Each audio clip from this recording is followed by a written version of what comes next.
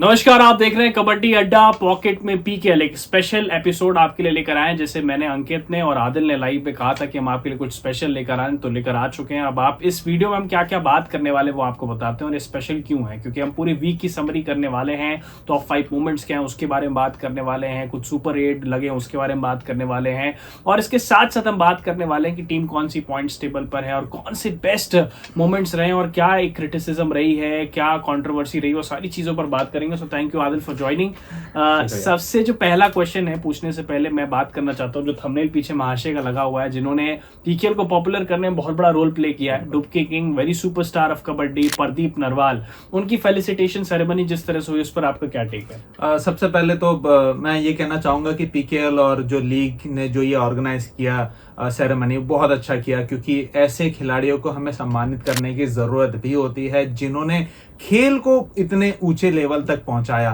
मतलब no doubt PKL के आने के बाद से कबड्डी बहुत फेमस हुआ, लेकिन घर घर तक पहुंचाने में सबसे बड़ा हाथ रहा प्रदीप नरवाल का। उनके अलावा भी कुछ खिलाड़ी हैं, राहुल चौधरी हैं, अनूप कुमार, अजय ठाकुर, ये सब भी हैं, लेकिन प्रदीप का जो डोमिनेंस रहा था ना लगातार सीजन 3 से लेकर सीजन 8-9 तक, वो डोमिनेंस कभी और किसी खिलाड़ी का देखने को नहीं मिला। तो इस वजह से उनको ज्यादा हमें सेलिब्रेट करना चाहिए, और जितना सम्मानित उनको किया गया वो बहुत अच्छी चीजें थी और ऐसा होना भी चाहिए। प्रदीप जैसे रिकॉर्ड ब्रेकर, उनका नाम है रिकॉर्ड ब्रेकर, डुबकी किंग, वो उन्होंने करके भी दिखाया है। जी बिल्कुल, आदिल की बात से मैं सहमत हूँ कि सुपरस्टार्स जो होते हैं, जो गेम को अपलिफ्ट करते हैं, चाहिए हो राहुल चौधरी हो, अजय ठाकुर जो कोचिंग सेटअप में, अनूप कुमार जिस वक्त कोचिंग सेटअप में है, तो ऐसे प्लेयर्स को आपको सेलिब्रेट करना चाहिए कि once in a lifetime ऐसे प्लेयर्स आते हैं जो कि आपकी लीग के स्टेटस को एलिवेट कर जाते हैं। दूसरा तो मैं सवाल पूछना चाहूंगा रैवलरी को लेकर के, क्योंकि बहुत सारी रैवलरी बिल्ड हुई है। पहले मैं आपको बताता हूँ कि हम 12 मैचेस तक की बात कर रहे हैं यहाँ पर, तो 12 मैचेस में जो रैवलरी बिल्ड हुई उस पर बात करते हैं।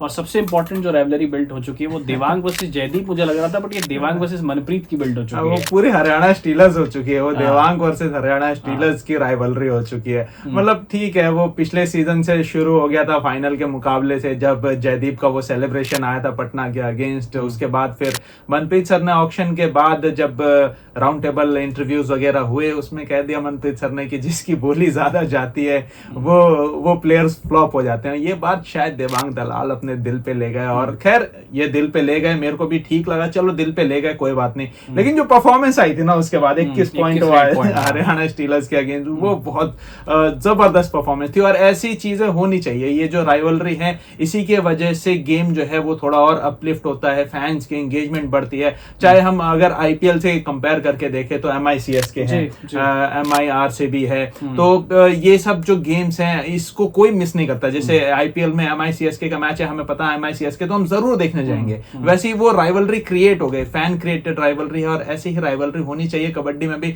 2-3 और राइवलरी होनी चाहिए मेरे हिसाब से, तो ऐसी राइवलरी होगी तो और कबड्डी और ज्यादा एक्सपेंड करेगा। बिल्कुल, जैसे आदिल की बात से मैं सहमत हूं यहाँ पे कि व्यूअरशिप इससे बिल्ड होती है। और अभी तो हमने आपको बताया भी था लाइव में कि ये अभी लीग स्टेज में तो नहीं मिलने वाले बंगाल और हरियाणा स्टीलर्स, लेकिन प्लेऑफ में जाओ उम्मीद लग रही है जिस तरह की टीम है कि मिलेंगे, तो उस दिन देखने में मजा आएगा कौन सी टीम जीतती है। क्योंकि उस दिन सारे लोग टेलीविजन सेट्स पर, या जो लोग लाइव देख रहे हैं या जो लोग OTT पे देख रहे हैं, सारे लोग जुड़ जाएंगे इस मैच को देखने के लिए। उस दिन व्यूअरशिप 1 करोड़ से ऊपर जाने वाली है, 100%। लिख के ले लो अभी मेरे से, वो 1 करोड़ से ऊपर व्यूअरशिप होगी उस दिन। बिल्कुल। इसके अलावा बात करते हैं हम लोग यहाँ पर आशु मलिक की बड़ी अच्छी परफॉर्मेंस आई है, दबंग दिल्ली पर बात करते हैं, थोड़ा असलम इनामदार पर भी आपको बात करनी चाहिए, पुनेरी पल्टन ने जिस तरह से परफॉर्म किया, मुंबई में सुनील कुमार है। एक बार इन तीनों टीमों पर खास तौर पर बात कर लेते हैं, क्या आपको खास लगा, क्या स्पेशल लगा, क्या इनके हाई मोमेंट्स लगे आपको? सबसे पहले दबंग दिल्ली की अगर मैं बात करूं तो इनके बारे में जितनी भी बात करते कम है, क्योंकि सिर्फ एक बंदे पे डिपेंडेंट नहीं है। हमें ऐसा लगता है कि उनके रेडिंग डिपार्टमेंट जो है वो आशु मलिक पे डिपेंडेंट है, जो कि थोड़ी बहुत सही भी है। 50% ये बात सही भी है कि आशु के बाहर जाने के बाद रेडिंग में उतने ज्यादा पॉइंट्स नहीं आ सकते, ये बात ठीक है। लेकिन उनके साथ नीरज नरवाल भी है, अजिंक्य पवार भी है। अजिंक्य पवार ने 1 रेड किया है और 1 रेड में 1 पॉइंट लेकर आए हैं, वो भी टच पॉइंट लेकर आए थे, तो अच्छा किया उन्होंने। और नीरज नरवाल ने अच्छा खेला था, 5-6 या 7-8 पॉइंट लेकर आए थे वो भी, तो ये एक 6 पॉइंट उनके थे।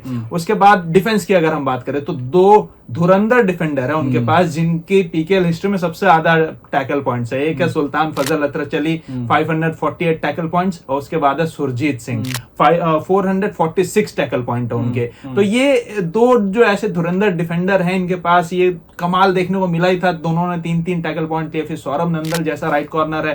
तो ओवरऑल ये टीम बहुत स्ट्रांग है, और ये इस सीजन की one of the best team मेरे को दिख रही है। और जोगिंदर नरवाल को क्रेडिट जाता है जिससे टीम बनाई है। एक्सपीरियंस प्लेयर भी रख ली है, बहुत ज्यादा परचेस भी नहीं करना पड़ा। अमाउंट एनवाईपी भी अच्छे हैं उनके पास, एनवाईपी भी अच्छे, टीम बड़ी जबरदस्त बना दी आदिल। तो ये डेफिनेटली कंटेंडर्स तो हैं। चलिए आपने 2 टीम और मैंने पूछ थी आपसे, मुंबा और पुनेरी पल्टन। मुंबा का जो पहला वाला मुकाबला था गुजरात के अगेंस्ट, जिसमें शुरू में शार्दुल की परफॉर्मेंस आई, शार्दुल ने लोगों को अप करने के लिए बोला हाँ कि हमारा हौसला बढ़ाओ, और उसके बाद जब मैच जीतने के बाद सुनील कुमार ने जब वो डाउन वाला किया ना एक्शन, वो बहुत ज्यादा वायरल हो गया। क्योंकि सुनील ने अपना कंपोजर जो है वो बनाए रखा। जरूर गुजरात ने टफ कंपटीशन दिया, लेकिन मुंबई ने अपना जो कंपोजर है वो नहीं खोया, और एक वो जो परफॉर्मेंस आई उनके तरफ से, मुंबई की पूरी टीम की तरफ से, ना सिर्फ मैं जरूर ये बोलूंगा कि सुनील कुमार की जो इंडिविजुअल परफॉर्मेंस थी वो कम थी, वो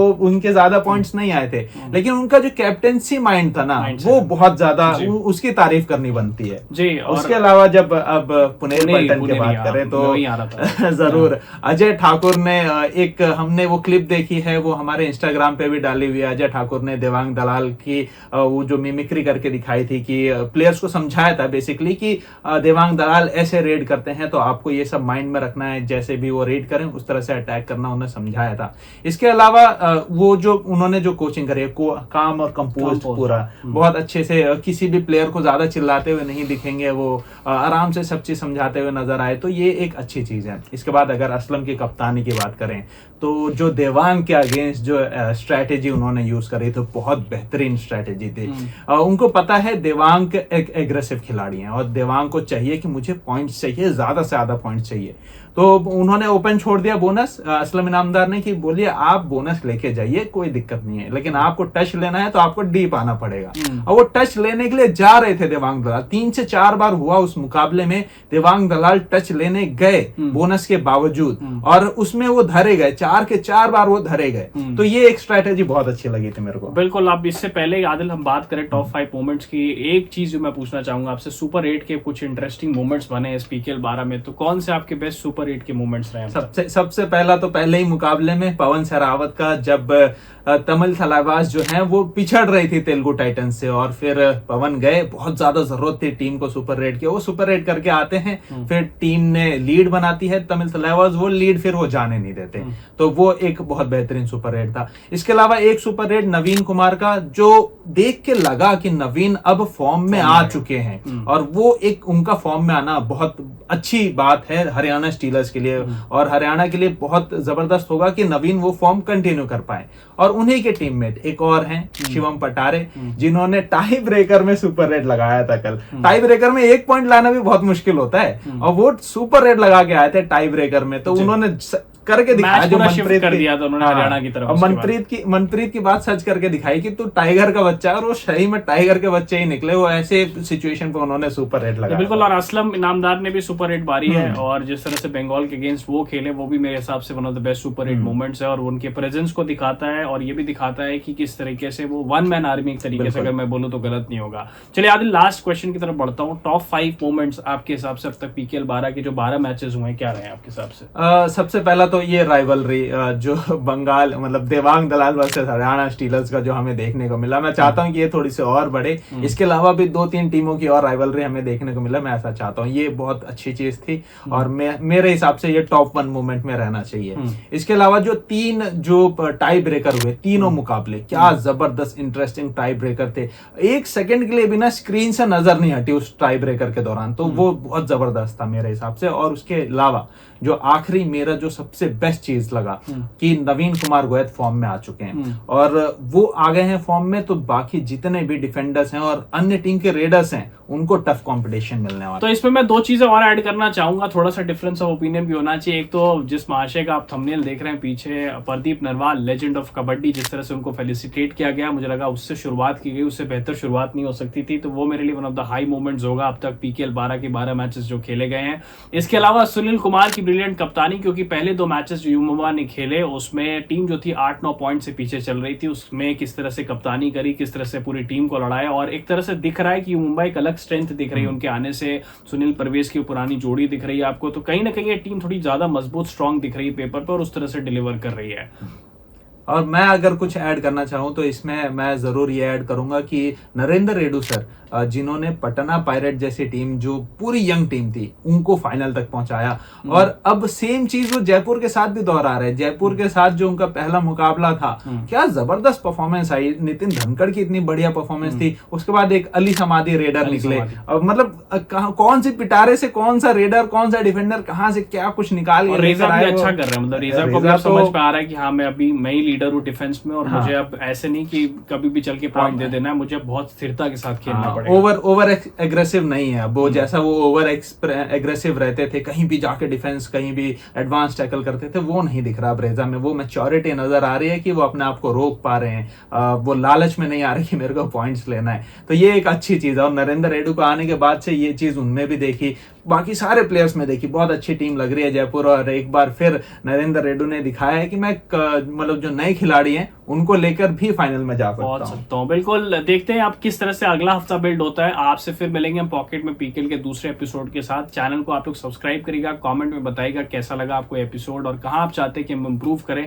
इसके साथ साथ एक चीज और मैं आपसे रिक्वेस्ट करूंगा, क्योंकि जब हम वीडियो बना रहे हैं पुनेरी पल्टन टॉप पर है पॉइंट्स टेबल पर, तो आप बताइएगा जब हम शुरुआत करेंगे कि कॉमेंट सेक्शन में हम देख लेंगे किसका कॉमेंट सही पड़ता है, कौन सी team next time points table पर होगी जब नेक्स्ट वीक हम ये एपिसोड लेकर आएंगे। तो चैनल को सब्सक्राइब करिए, अपना प्यार दीजिए। Thank you for watching.